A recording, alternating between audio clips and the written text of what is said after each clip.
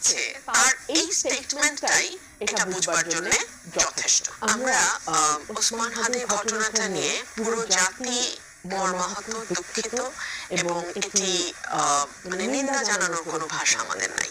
কিন্তু এই ঘটনাটি ঘটবার পর পর আরো কয়েকটি ঘটনা ঘটে গেছে। ওসমান হাদির এই ঘটনার পরে মানববন্ধন করা হয়েছিল। সেই মানববন্ধন থেকে ফেরার পথে দুইজনকে কুপিয়ে জখম করা হয়েছে। আচ্ছা, এর মধ্যে যখন ওসমান হাদির পুরো ফ্যামিলি ঢাকায় এসছে তার ট্রিটমেন্ট পারপাসে, তার বাড়িতে চুরির ঘটনা ঘটেছে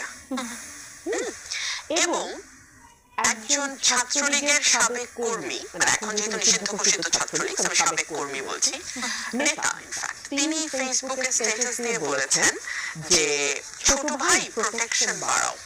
তিনি একজনকে উদ্দেশ্য করে বলেছেন যে এভাবে মোটরসাইকেল একা একা ঘোরাঘুরি